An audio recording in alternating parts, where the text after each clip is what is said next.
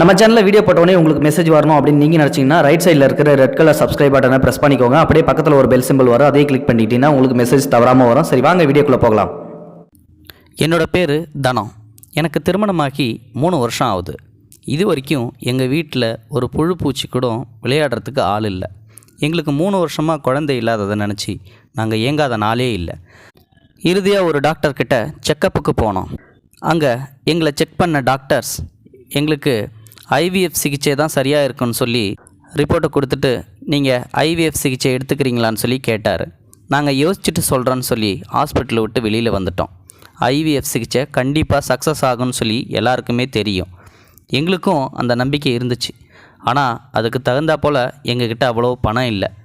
பணம் நிறையா செலவாகும், பல லட்சங்கள் ஆகும். அப்படின்றதால என் கணவரோ சொற்ப வருமானத்தில் குடும்பம் நடத்திட்டு இருக்கிறதால இதுக்கு தயங்கினார்.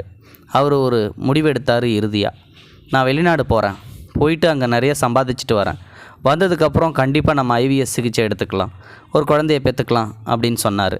நானும் சொன்னேன், வேண்டாம், நம்ம இங்கேயே இருப்போம், அதெல்லாம் எதுக்கு, உங்களை விட்டுட்டு என்னால் பிரிஞ்சு இருக்க முடியாது, தயவு செஞ்சு என்னை விட்டு போகாதீங்கன்னு சொல்லி சொன்னேன். ஆனால் அதுக்கு இல்லைம்மா, நம்ம இப்போது ஒரு 2-3 வருஷம் பிரிஞ்சு இருக்கிறத பார்த்தோம் அப்படின்னா காலம் ஃபுல்லாக நம்ம குழந்தை இல்லையேன்னு சொல்லிட்டு வருத்தப்படுவோம். நான் சொல்கிறத நீ கேளு, ஒரு 2-3 வருஷம்தான், போயிட்டு எப்படியாவது சம்பாதிச்சுட்டு வந்துடுறேன், கண்டிப்பாக என்னை நம்பு அப்படின்னு சொல்லி சொன்னார். அவரோட வார்த்தை என்றைக்குமே பொய்யானதில்லை, சொன்னால் சொன்ன மாதிரி இருப்பார். அதனால் அவர் எடுக்கிற முடிவு எப்பயுமே சரியாக இருக்குன்னு சொல்லி வெளிநாடு போகிறதுக்கு ஒத்துக்கிட்டேன். ஒரு 2-3 மாதம் கழித்து என் வீட்டுக்காரர் வெளிநாடு போயிட்டார். அதுக்கப்புறம் நான் தனியாக தான் வீட்டில் இருந்தேன். திடீர்னு ஒரு நாள் எங்கள் அக்கா எனக்கு ஃபோன் பண்ணுச்சு. எப்படி இருக்குதானோ அப்படின்னு சொல்லி என்னை விசாரிச்சிச்சு. நானும் எங்கள் அக்காவை எப்பயும் போல் விசாரித்தேன். அப்போ தான் எங்கள் அக்கா சொன்னிச்சு, பாலுவுக்கு நான் இருக்கிற இடத்துக்கு பக்கத்தில் தான் ஒரு காலேஜில் சீட்டு கிடச்சிருக்குதாம்மா, அவனால் தூரமாக போயிட்டு வர முடியலன்னு சொல்லிட்டு இங்கே என்னோடய வீட்டில் தங்குறதுக்காக என் அக்கா கேட்டா. நானும் என் வீட்டுக்காரர்கிட்ட கேட்டுட்டு சொல்கிறேன்னு சொல்லி ஃபோனை வச்சுட்டேன். அதுக்கப்புறம் எங்கள் வீட்டுக்காரருக்கு ஃபோன் பண்ணி கேட்டேன், ஏங்க எங்கள் அக்கா பையன் பாலு நம்ம வீட்டில் வந்து தங்குறேன்னு சொல்கிறான், படிக்கிறேன்னு சொல்லி சொல்கிறான், காலேஜு இருக்கட்டுங்களா அப்படின்னு சொல்லி கேட்டேன். எங்கள் வீட்டுக்காரரு தாராளமாக தங்கட்டும், பாலு நம்ம எடுத்து வளர்த்த பிள்ளை, சின்ன வயசில் சித்தின்னு உன் காலை சுற்றி ஓடிடுவான், எனக்கு தெரியாது அவனை பற்றி, அவன் தாராளமாக நம்ம வீட்டில் வந்து தங்கிக்கிட்டோம், அவன் கூட இருந்தானா உனக்கும் கொஞ்சம் பாதுகாப்பாக இருக்கும், சரி நான் வச்சிட்டோமா அப்படின்னு சொல்லி என் வீட்டுக்காரர் ஃபோனை வச்சுட்டார். அப்போ தான் எனக்கு சந்தோஷமாக இருந்துச்சு. அதுக்கப்புறம் எங்கள் அக்காவுக்கு ஃபோன் போட்டேன், பாலுவை வீட்டுக்கு வர சொன்னேன். அவனும் வந்தான். வந்துட்டு காலேஜ்லேயும் போய் ஜாயின் பண்ணிவிட்டு அவனும் காலேஜ் போயிட்டு வருவான். கூட மாட எனக்கு அப்பப்போ ஹெல்ப் பண்ணுவான், துணி துவைக்கிறது, பாத்திரம் கழுவுறது, சில நேரங்களில் சமையலில் கூட காய்கறி நறுக்கி கொடுப்பான். இப்படி என்னோடய ஒத்தாசைக்கு அவனுமே கூட ஹெல்ப் பண்ணிகிட்டு இருப்பான். இரவு எல்லா வேலையும் முடித்ததுக்கப்புறம் எனக்கு உடம்பு அசதியாக இருக்கும். தூங்க போகிற நேரத்தில் அவன் தான் எனக்கே பால் சூடு பண்ணி கொண்டு வந்து கொடுப்பான். அப்போ நான் அதை சாப்பிட்டுட்டு அவங்கவுங்க ரூமுக்கு போய் படுத்துருவோம். இப்படியே எங்கள் வாழ்க்கை போய்கிட்டே இருந்துச்சு. ஒரு 6 மாதம் கழித்து எனக்கு திடீர்னு ஒரு நாள் வயிற்றில் வலிக்க ஆரம்பிச்சுது. என்னடா வலிக்குதே அப்படின்னு சொல்லிட்டு பக்கத்தில் பார்த்தா யாருமே இல்லை. பாலுவும் காலேஜுக்கு போயிருந்தான். சரி என்ன பண்ணுறது, நம்மளே எப்படியாவது போயிடலான்னு சொல்லி முயற்சி பண்ணி ஒரு ஆட்டோவை பிடிச்சி நேராக ஹாஸ்பிட்டலுக்கு போனேன். அங்கே டாக்டர்ஸ் என்னை செக் பண்ணாங்க. எனக்கும் பயமாக இருந்துச்சு, என்ன சொல்ல போகிறாங்களோ எது சொல்ல போகிறாங்களோன்னு சொல்லிட்டு. ஆனால் அவரோ சிரிச்சுக்கிட்டே வந்தார். டாக்டர், என்ன டாக்டர் என்னாச்சு எனக்கு அப்படின்னு சொல்லி கேட்டேன். பயப்படாதீங்க, சந்தோஷமான விஷயந்தான், நீங்கள் கர்ப்பமாக இருக்கீங்க அப்படின்னு சொல்லி சொன்னார். எனக்கு தூக்கி வாரி போட்டுருச்சு. என்னடா அது, நம்ம வீட்டுக்காரரோ வெளிநாடு போயிட்டார், அவர் போனதுக்கப்புறம் பாலு மட்டும்தான் நம்ம வீட்டில் இருக்கான், ஆனால் திடீர்னு இவரோ கர்ப்பமாக இருக்குன்னு சொல்லி சொல்கிறாரு. அந்த ரிப்போர்ட்டை மட்டும் வாங்கிட்டு எனக்கு ஷாக்காக இருந்ததை பார்த்து அந்த டாக்டர், என்னாச்சுமா, ஏன் ஷாக்காக வர மாதிரி பார்க்குற அப்படின்னு சொல்லி கேட்டார். ஒன்றும் இல்லை டாக்டர்னு சொல்லிட்டு மழுப்பிக்கிட்டே வெளியில் வந்துட்டேன். இது யார் பார்த்த வேலையாக இருக்கும், ஒருவேளை இந்த பாலுவாக தான் இருக்குமோ, அவன் தானே தூங்க போகிறதுக்கு முன்னாடி பால் சூடு பண்ணி கொண்டு வந்து கொடுப்பான், ஒருவேளை அந்த பாலில் ஏதாவது மயக்க மாத்திரை கலந்துட்டு நம்மளை அவனோட இச்சைக்கு பயன்படுத்திட்டானோ அப்படின்னு சொல்லி அவன் மேலே சந்தேகம் வந்துச்சு. அதுவும் கோபமாக இருந்துச்சு. சரி இன்றைக்கி போவோம், வீட்டுக்கு போய் அவனுக்கு இருக்குது அப்படின்னு சொல்லிட்டு நேராக வீட்டுக்கு போய் அவனுக்காக காத்துக்கிட்டு இருந்தேன். அவனும் வந்தான். வந்துட்டு என்னை எப்பயும் போல் கேஷுவலாக தான் பார்த்தான். ஆனால் எனக்கு அவன் மேலே கோவமாக வந்துச்சு. சரி, இதை வெளியில் காட்டக்கூடாது, இவன் தப்பு செஞ்சானான்றதை கண்டுபிடிக்கணும் அப்படின்றதுக்காகவே நானும் வெயிட் பண்ணிக்கிட்டு இருந்தேன். வேலையெல்லாம் முடிச்சுட்டு படுக்க போகிற நேரம் வந்துச்சு. வழக்கம் போல் அவனும் பாலை சூடு பண்ணி கொண்டு வந்து கொடுத்தான். சரி நீ போ, நான் குடிச்சிட்றேன் அப்படின்னு சொல்லிட்டு அவனுக்கு தெரியாமலே அந்த பாலை குடிக்காமலேயே கீழே ஊற்றிட்டேன். நான் எப்படியும் படுத்து தூங்கும்போது அவன் நம்மக்கிட்ட வருவான் அப்படின்னு சொல்லி 3 மணி வரையும் முழித்து பார்த்தேன். அவன் அப்பயும் வரவே இல்லை. விடிஞ்சுது. அவன் வழக்கம் போல் என்ன சித்தி அப்படின்னு சொல்லிட்டு என்கிட்ட கேஷுவலாக தான் பேசினான். ஆனால் எனக்கு அது ஆச்சரியமாக இருந்துச்சு.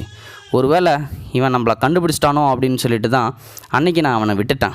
இருந்தாலும் அடுத்த டைம் என்கிட்ட மாட்டாமலா போயிடுவான். சரி, இந்த அசிங்கத்தை வெளியில் சொன்னால் எப்படியும் நம்ம வீட்டுக்காரர் நம்மளை கொன்னே போட்டுருவார். அப்படியே அவர் மன்னிச்சு ஏற்றுக்கிட்டாலும் அந்த வாழ்க்கை நரக வாழ்க்கையாக தான் இருக்கும். இந்த சிசுவை அழிச்சிடலாம் அப்படின்னு சொல்லி முடிவு பண்ணி யாரை கூப்பிட்டு போகிறதுன்னு சொல்லி பக்கத்து வீட்டு தோழியை கூப்பிட்டேன். என் கூட கொஞ்சம் ஹாஸ்பிட்டல் வரைக்கும் வரியா அப்படின்னு சொல்லி கேட்டேன். அதுக்கு அவங்களும் வரேன், என்ன பிரச்சனை அப்படின்னு சொல்லி கேட்டா. ஒன்றும் இல்லை, சும்மா ஜென்ரலாக தான், உடம்பு சரியில்லை, போய் காட்டிட்டு வரணும், ஜுரம் அவ்வளோதான் அப்படின்னு சொன்னேன். எப்போ போகணும் அப்படின்னு சொல்லி கேட்டா. நாளைக்கு போகலாம் அப்படின்னு சொல்லி வச்சுருந்தேன். அவகிட்ட சொல்லிவிட்டு வீட்டுக்கு வந்தேன். வந்ததுக்கப்புறம் கதவை திறந்துட்டு தலைவாரிக்கிட்டு இருந்தேன். அப்போது திடீர்னு என்னை யாரோ பின்பக்கமாக ஓடி வந்து கட்டி பிடிக்கிற மாதிரி இருந்துச்சு. இவனோட வேலையாக தான் இருக்கும் அப்படின்னு சொல்லிட்டு ஓங்கி பலார்னு அறையலான்னு திரும்பி பார்த்தேன். ஆனால் வந்ததோ என் கணவர். திடீர்னு வந்திருக்காரு. என்னங்க திடீர்னு வந்திருக்கீங்க அப்படின்னு சொல்லிட்டு அவரை கட்டி பிடிச்சி ஓன்னு அழ ஆரம்பிச்சிட்டேன். ஏன்னா அந்தளவுக்கு எனக்கு இந்த பாலுவால் ஒரு நரக வேதனை மாதிரி இந்த 2-3 நாட்களும் தோணுச்சு. அவர் உடனே என்ன, ஏய் அழாத, எதுக்குமா அழுவுற, நான் தான் வந்துட்டல்ல, எனக்கு லீவு கொடுத்துருக்காங்க ஆஃபீஸில் 10 நாள் லீவு, அதான் சரி இங்கே வந்துட்டு போகலாம் அப்படின்னு சொல்லிட்டு வந்தேன். நீ ஒன்றும் கவலைப்படாத, ஓரளவு பணம் சம்பாதிச்சிட்டேன், நம்ம IVF சிகிச்சை மூலமாக கண்டிப்பாக நமக்கு குழந்தை பிறக்கும் அப்படின்னு சொல்லி எனக்கு சமாதானப்படுத்துகிறதா அவர் சொன்னார். ஆனால் என் வயிற்றில் ஒரு குழந்தை வந்துகிட்டு இருக்கு அப்படின்னு அவருக்கு தெரியாது இல்லையா.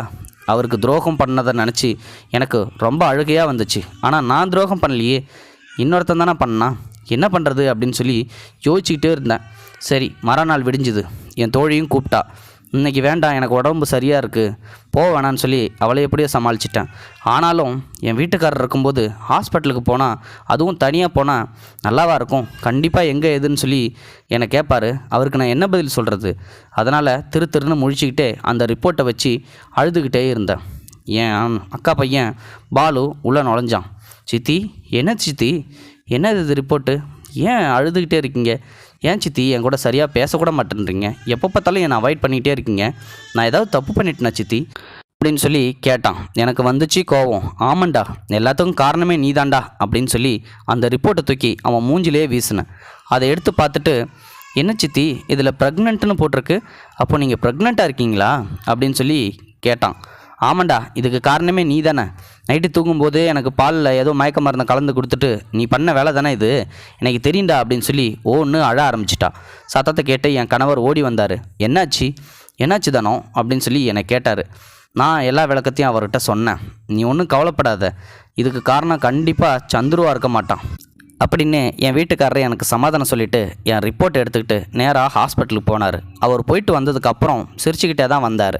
என்னாச்சுங்க நீங்கள் சிரிச்சுக்கிட்டே வரீங்க, என்னாச்சு அப்படின்னு சொல்லி நான் ரொம்ப பதட்டமாக கேட்டேன். ஆனால் அவர் சொன்ன பதிலை கேட்டு எனக்கு ரொம்ப ஆச்சரியமாக இருந்துச்சு. தப்பு பண்ணிட்டோமோன்னு தோணுச்சு.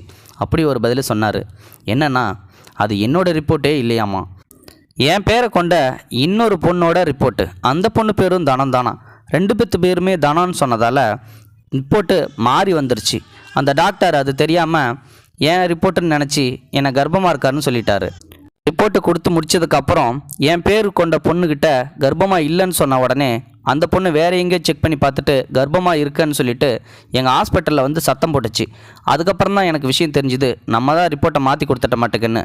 அந்த நர்ஸை பிடிச்சி சத்தம் போட்டுட்டு, உங்கள் ஃபோன் நம்பருக்கு எவ்வளோ ட்ரை பண்ணேன், உங்கள் ஒய்ஃபோட ஃபோன் நம்பர் போகவே இல்லை, இது இவ்வளோ பெரிய பிரச்சனையாக வந்து நிற்குன்னு நான் நினைக்கவே இல்லை, சாரி சார், எங்களை மன்னிச்சிருங்க, எங்கள் ஹாஸ்பிட்டல் பேர் கெட்டு போயிடும், இதை வெளியில் சொல்லாதீங்கன்னு சொல்லி என்கிட்ட சொன்னார். அதை தான் நான் அவங்ககிட்ட சொல்கிறேன்னு சொல்லி எங்கள் வீட்டுக்காரர் சொல்லும்போது எனக்கு அப்படியே ஆனந்த கண்ணீரே வந்துச்சு.